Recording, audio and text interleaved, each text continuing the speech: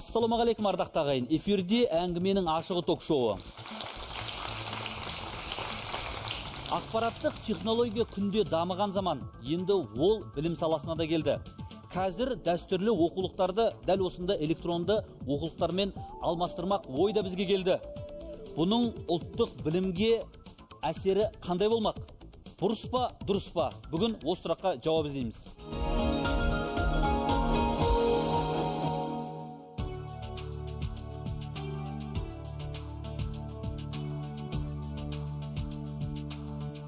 Білім берудегі ақпараттандырудың президенттік бағдарламасы электронды оқулықтарды жасауға себепші болды. Бүгінгі күнде мектептегі білім берудің мазмұнының 60% және кәсіби білім берудің 10% электронды білім беру жүйесіне көшкен. Электронды білім беру түрі интерактивті мультимедиялық білім беру ресурстарын, электронды оқулықтарды, мультимедиялық оқыту бағдарламасын, электронды дидактикалық құралдарды жасау жолымен сандық форматқа көшірілу формасы болып табылады.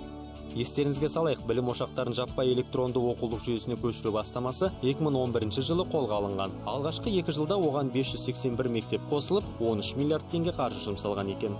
Біріншіден, ол жерде интерактивті сабақтар бар. Мектеп бағдарламасын қамтитын бала жаттығу орында бірден өзінің жауабын ала алады. Және ең бастысы, бүкіл сабақтар 3 тілде: қазақ, орыс, ағылшын тілінде. Бұйыртса, біз өзіміздің ресурстарымызбен алда Ресейге және ТМТ-ға шығу жоспарда.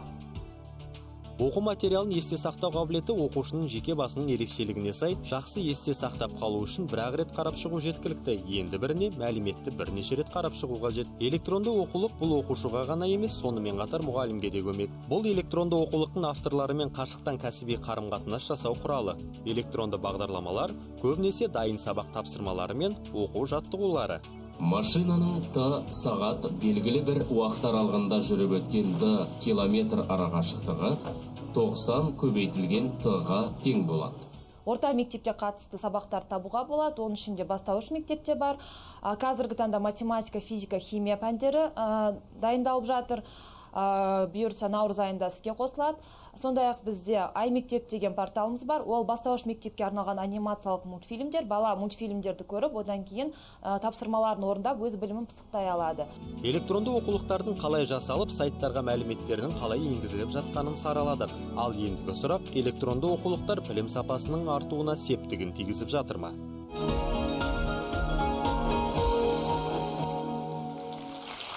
Ендеше тақырыпқа қатысты алғашқы қонақтарымызды ортаға шақыруға рұқсат етіңіздер. Шоқан Уәлиханов атындағы нөмір 12 гимназияның биология және химия пәндерінің мұғалімі Айгүл Мырзанқызы және филология ғылымдарының докторы профессор Гүлбану Қосымова.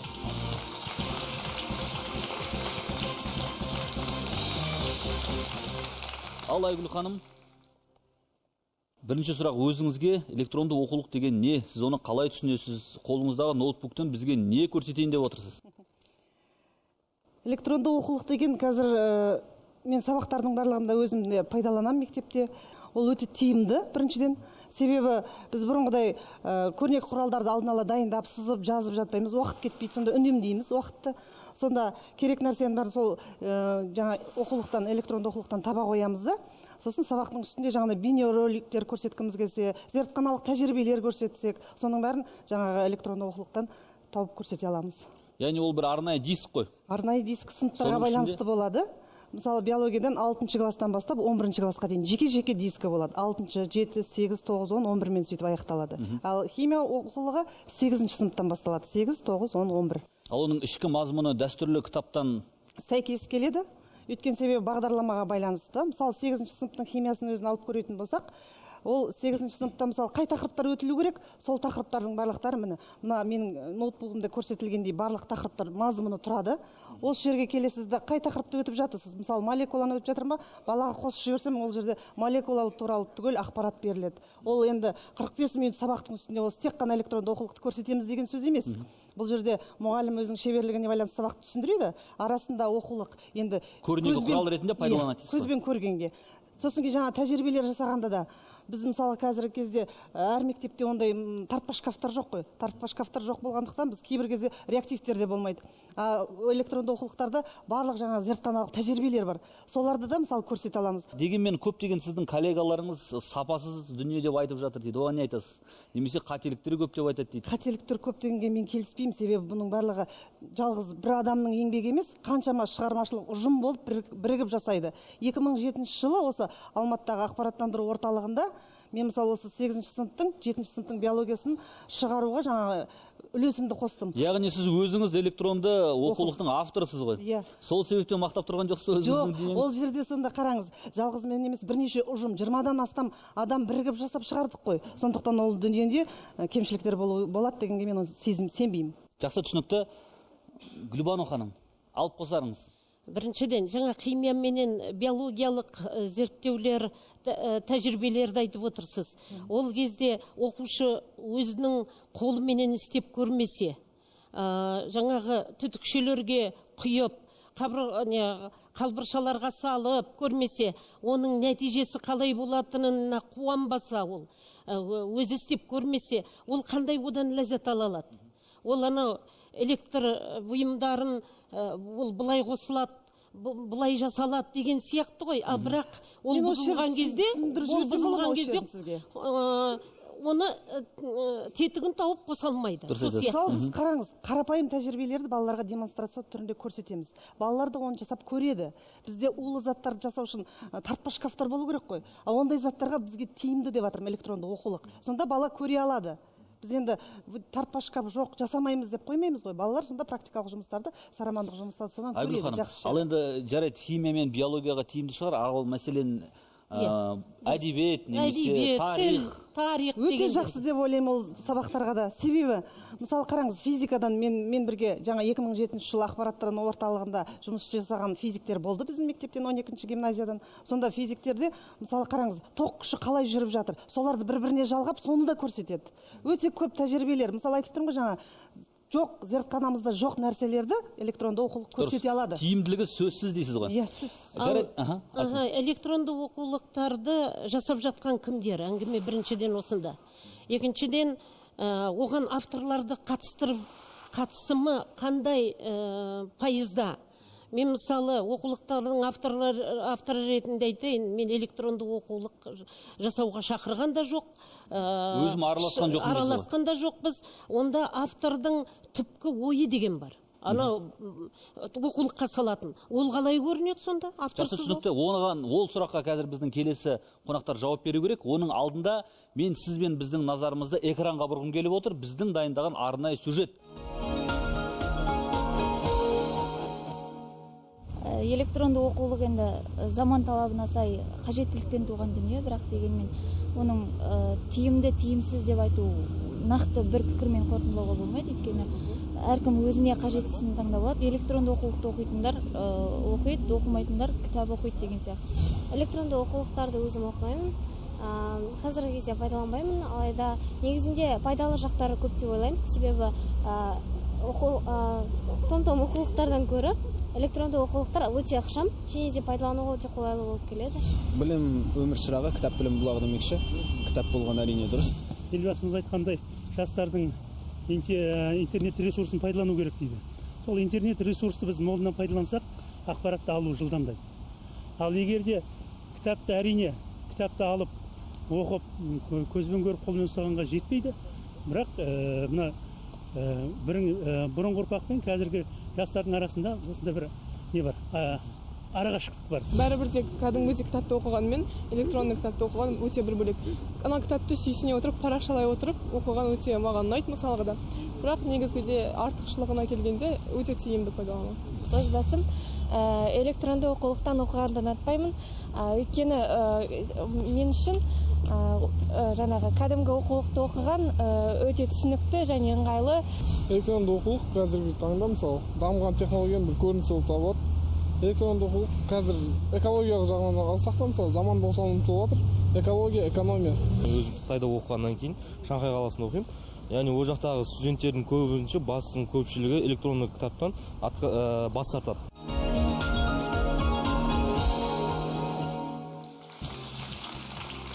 Ұлттық ақпараттандыру орталығы акционерлік қоғамының президенті Альмира Ізбасарқызы және Ыбырай Алтынсарин атындағы нөмір 159 көпсалалы гимназияның бастауыш сынып мұғалімі Гүлзина Үржігітова.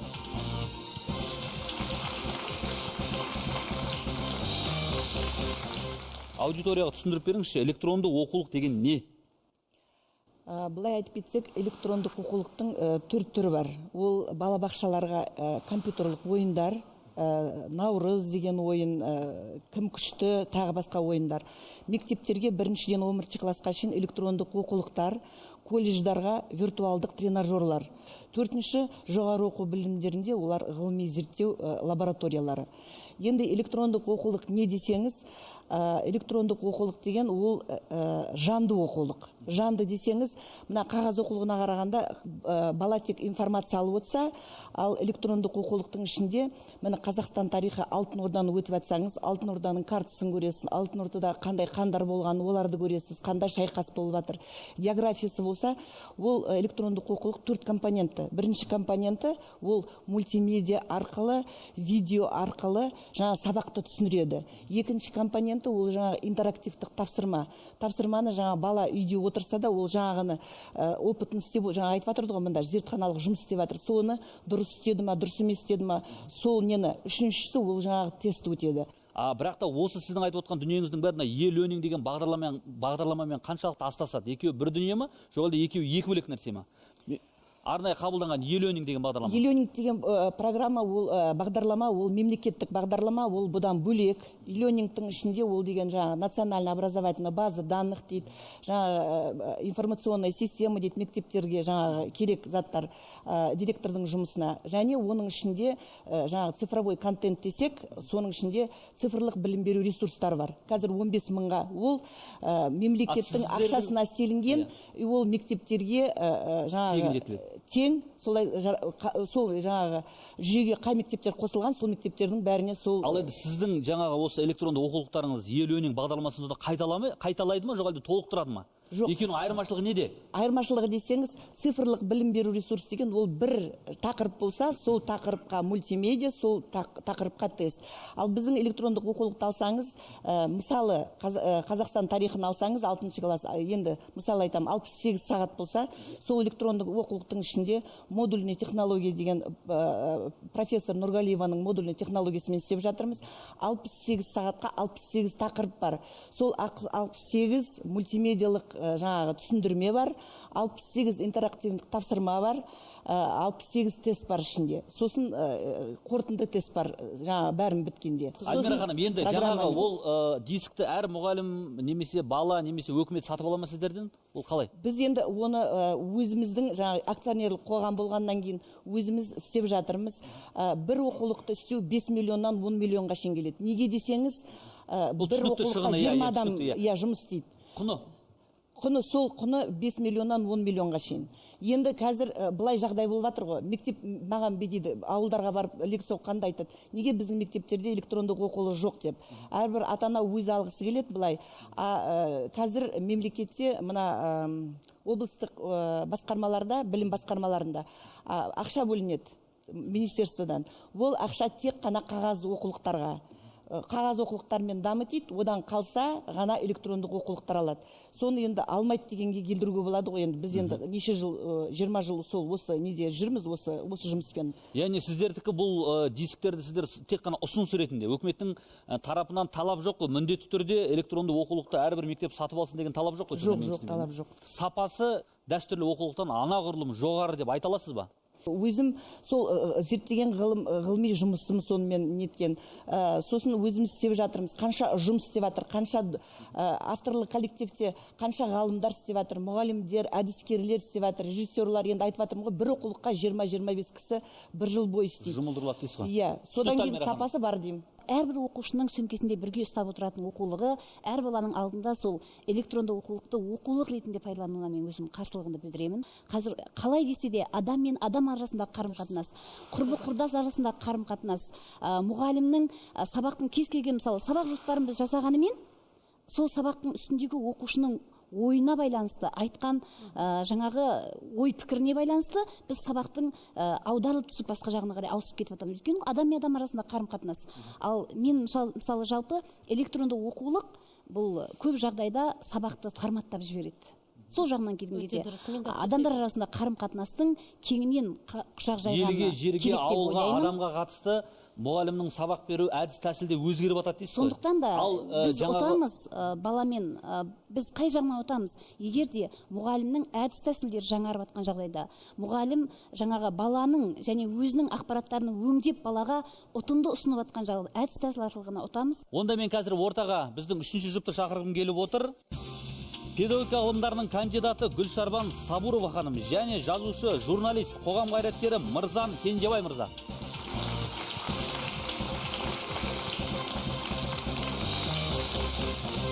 Мен осы бүгінгі кездесуге дайындалып келдім. Ұстаздар қауымымен әңгімелесіп, оқушылармен сөйлестім.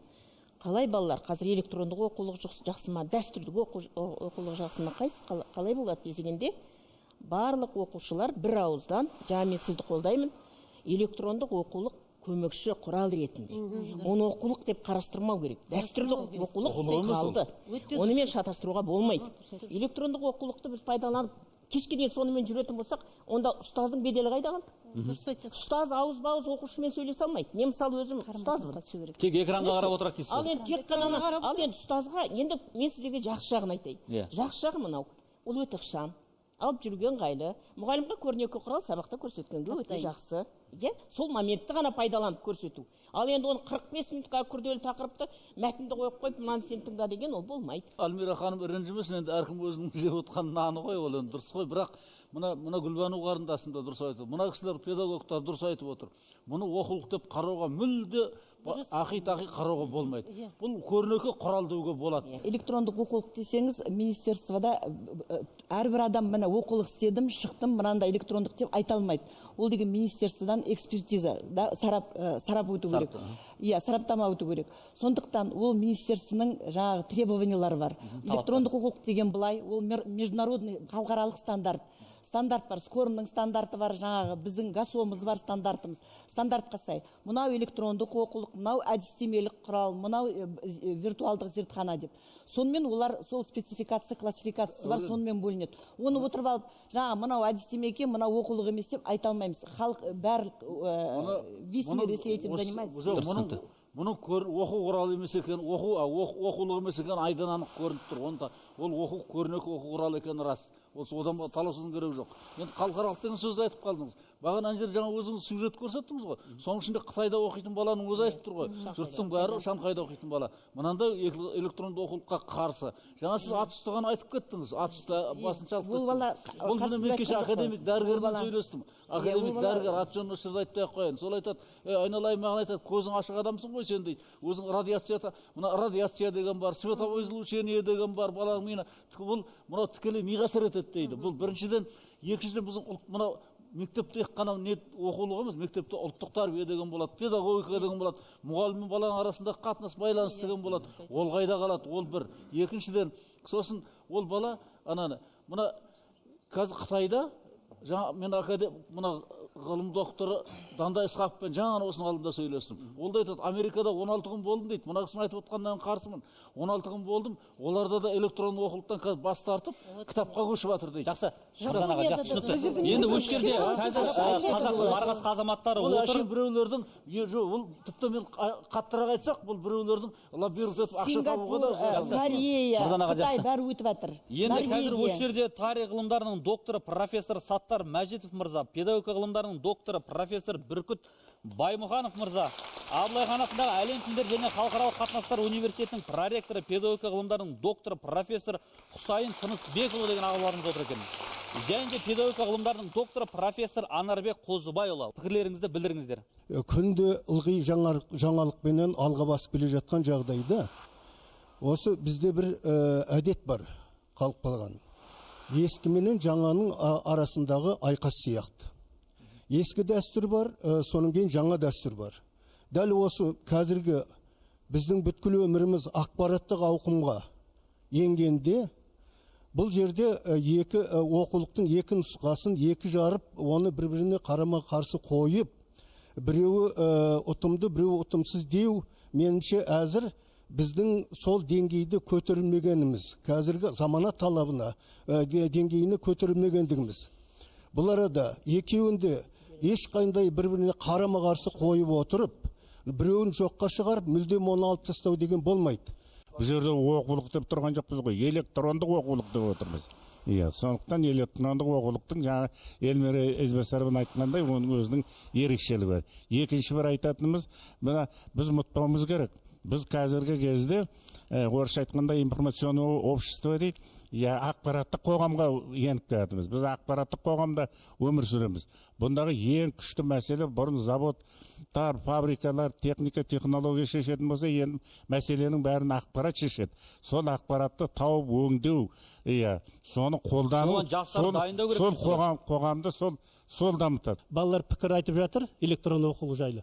Балалар болсын, басқа да көп кісілер болсын, осы электронды оқулықты толық түсінбеген балалар. Электронды оқулықпен жұмыс істеген балалар, пайдаланбаған балалардың пікірі.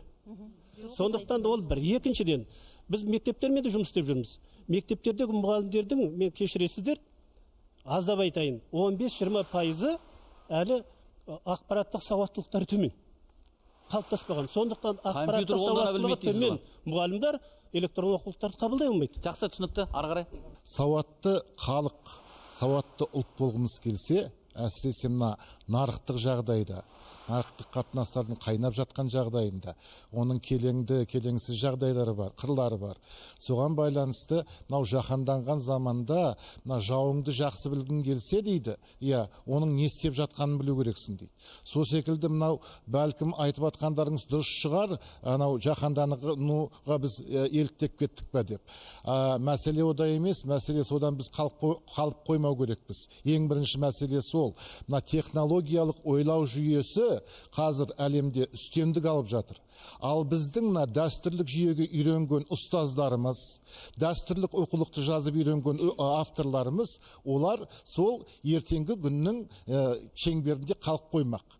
Екінші мәселе, бұл жерде айтатын, жаңа айтып атсыздар, Қытайда бұны пайдаланып, Қытайда өте жақсы пайдаланады. Мен талай болғанмын ол Қытайда, бір студенттің сөзімен шектелуге болмайды.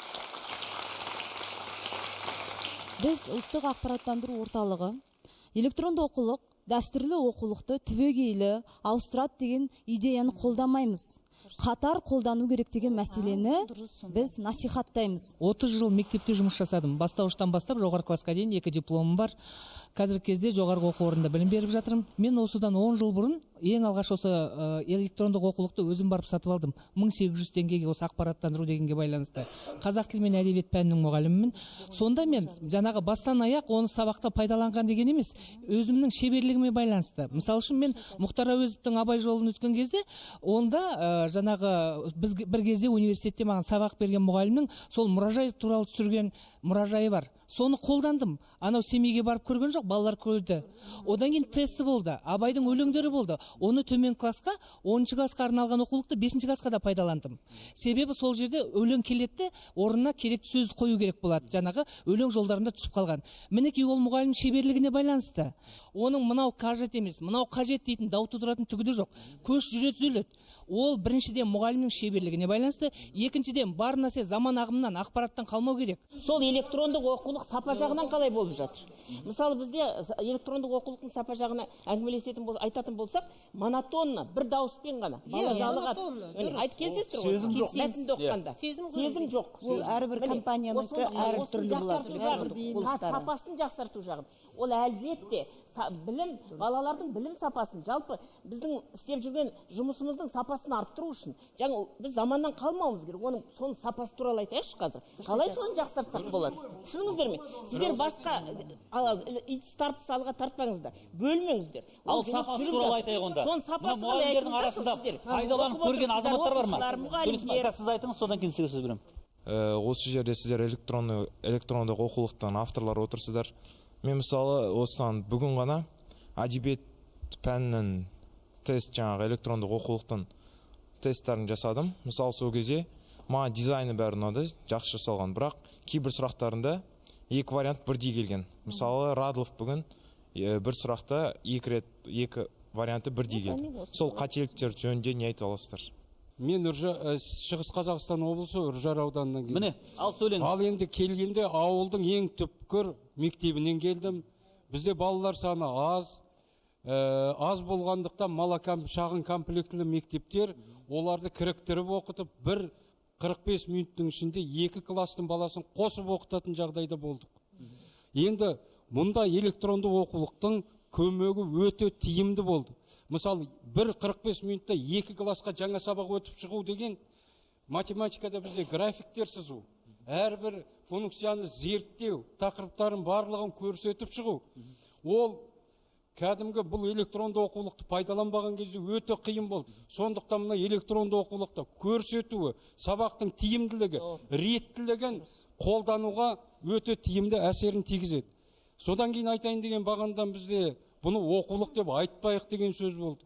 Неге айтпаймыз? Бұл электрондық болып тұр. Және оқулық мына мемлекеттік стандартқа сай бағдарламамен жасалғаннан кейін неге бұл оқулық емес, басқа нәрсе болу керек? Яғни бұл кәдімгі дәстүрлі оқулықтың экрандағы көшірмесі дейсіз ғой? Электрондық түрі дәстүрлі оқулықтың. Бұл сол бағдарлама арқылы жасалған. Бүгінгі біздің отырған әңгімеміз, мен ойлаймын, әңгіменің ашығы дейді. Ашығын айтып көріп, бір-бірімізді мақтап, кереметтей, ол үшін келген жоқпыз. Не жетіспейді, қалай көмектесуіміз керек? Электрондық оқулықты қалай жақсартуға болады? Электронды оқулықтың кемшілігі жоқ, идеальный деп отырған бұл жерде ешкім жоқ. Профессорлардың ішінде жағымсыз үнде, жағымсыз мағынада söyленген сөздер болды жаңа. Мына жақтан.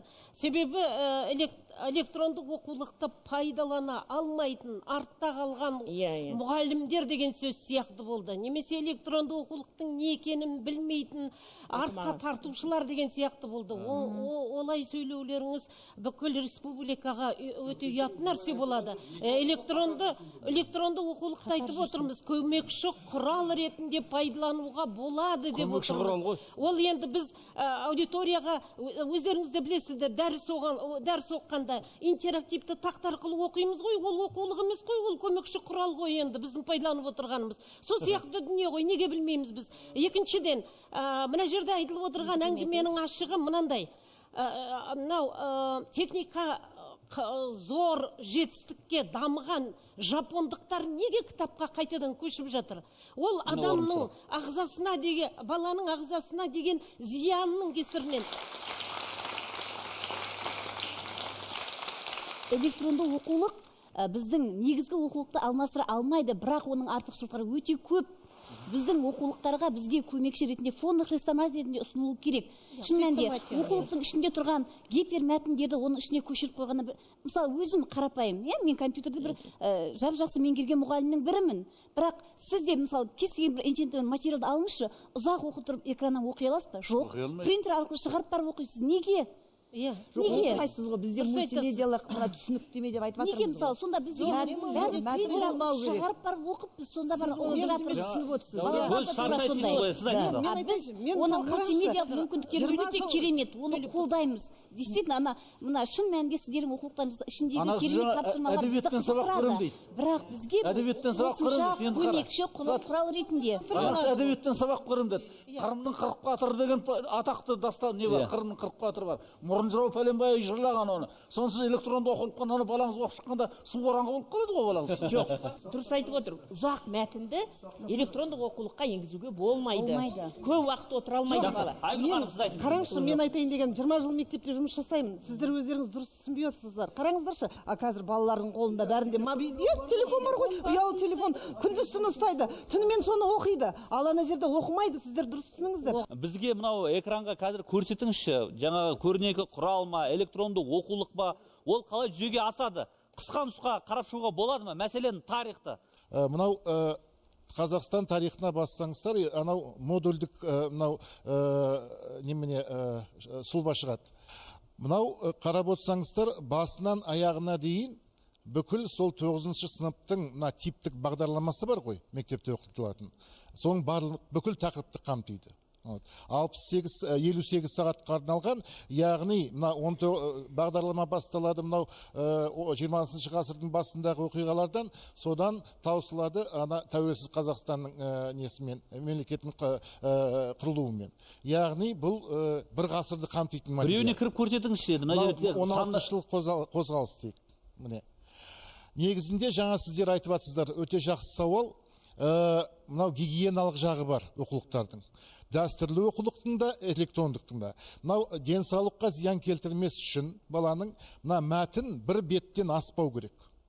Көлемі. Не көріп отырсыздар. Яғни оны бір беттен аспау керек. Яғни бұл мәтіннің ішінде жалпы бұл не оқиға, ол не себептен болды, немен қалай жүрді, қалай аяқталды мен бітеді. Ол үшін мәтіннің басына барыңдар. 1916 жыл оқиғаларындағы 20 ғасыр басындағы қазақ либералды және радикалды. Мысалы, жаңа айттық 4 бөліктен тұрады электрондық оқулық. Гипертексті жаңа көріп кеттіңіздер, гипермәтінді. Яғни екінші ол мынау анимациялар. Анимация дегеніміз мынау 3D, флеш, тағы да басқа бағдарламалар негізінде, мына ақпараттық бағдарламалар негізінде құрылатын мынау құралдар. Сондықтан біз жаңа айтып отырмыз, бұл оқулық емес дейсіздер. Қалай оқулық емес? Өйткені бұның ішінде мәтінде бар, яғни екінші жағынан мультимедиалық анимациялар бар. Үшінші тест жұмыстарын көрсетіңіздер. Мынау тест сұрақтары. Міне. Дұрыс жауабын мына жерге жазып кетеді, яғни дұрыс емес болса өзі шығады. Тапсырмалар, төртіншісі тапсырмалар. Тапсырма, арнайы тапсырма, интерактивті тапсырмалар. Сұрақ қойылып тұр, нақты тақырып бойынша. Бұған жауап беру үшін, мысалы, оқушы мынаның ішіне өзі жазып шығады, яғни өзінің жауабын басып шығаруға болады қағаз бетінде. Немесе өзінің жауабын оқушы мынау гипертекст арқылы тексереді. Мен дұрыс жауап бердім ба, дұрыс жауап бермедім ба деген сауал туады бұл жерде. Неге қазір бірінші сыныптың оқушысы 15 килограммдық сөмкемен барады сабаққа, мысалы.